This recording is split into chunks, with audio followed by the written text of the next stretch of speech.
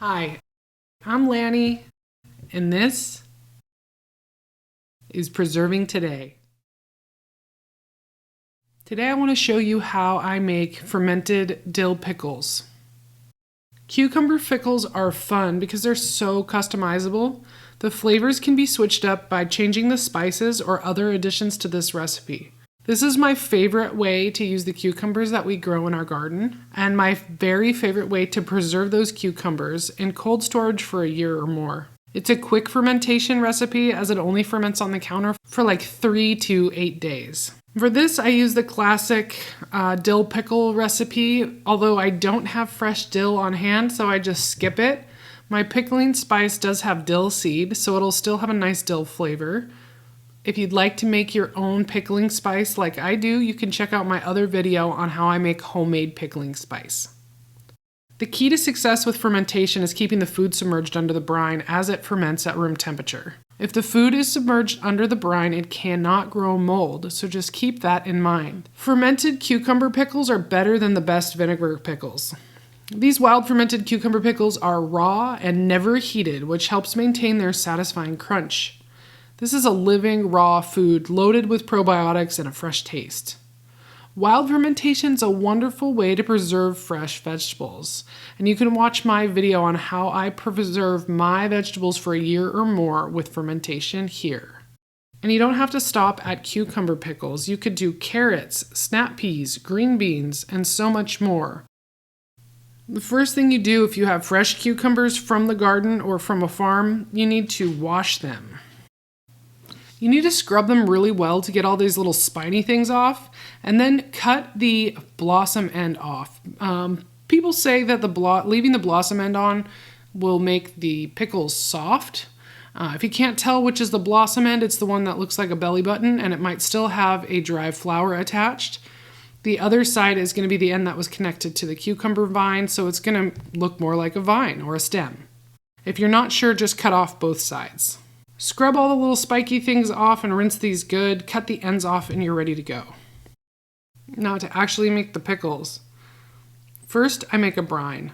This is water. Try to use water with no chlorine or fluoride in it.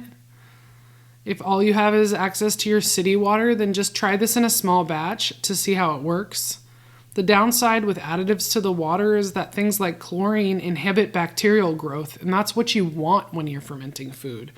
Same goes for the salt. Use an unrefined salt like a sea salt or Himalayan pink salt, anything that doesn't have an anti-caking agent added to it, which can also inhibit bacterial growth. I use 1 tablespoon of salt per pint of water, and so that's 1 tablespoon per 2 cups of water. Setting that aside, I grab my quartz wide mouth mason jar and I add 2 tablespoons of pickling spice to the jar.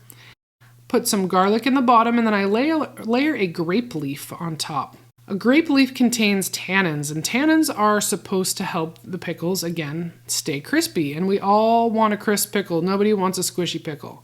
If you don't have fresh grape leaves, you can use raspberry leaf, blackberry leaf, oak leaf. Many other types of leaves contain tannins, even black tea. So do a little research and figure out what you have on hand and use that. I'm just layering my cucumber pickles into the jar. I try to do this in a way where they're really fitting tight so that it'll help keep the cucumbers under the brine. Pack them in there so snug that they can't float to the surface. After everything's in the jar, I'm going to put another fresh grape leaf on top, and that's going to be my follower. It acts as a blanket that covers the surface and holds everything below it under the brine. It works together with the weight to make sure everything stays submerged. And today I'm using this glass pickle weight that you can get on Amazon. A byproduct of fermentation is CO2, so it will create bubbles and it can build up in the jar. So to avoid that, using a lid that isn't a tight seal is a great idea. These white plastic reusable lids that fit any size mason jar with a wide mouth are excellent, and I use them for everything. And there you have it. Fermented cucumber pickles in the making. Here I have a jar that's been fermenting for 3 days. You can see that the color of the liquid is much darker. What you're looking for over the next few days as you check on things is you want to make sure everything stays submerged under the brine. You're going to see the color of the brine change. You're going to see bubbles start to form and come to the surface, and maybe even a little foam. And then you're going to see the brine become cloudy. Now, after 3 or 4 days, you can taste your pickles and see if you like them. Those would be considered half sours. If you're going for full sours, you're going to want to go for about a week to 8 or 9 days, depending on the temperature in your house.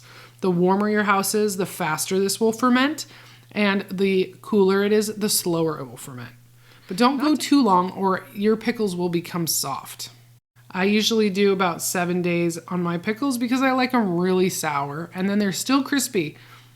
After that, you can remove the weight and put them in the refrigerator where they'll keep in cold storage for a long time.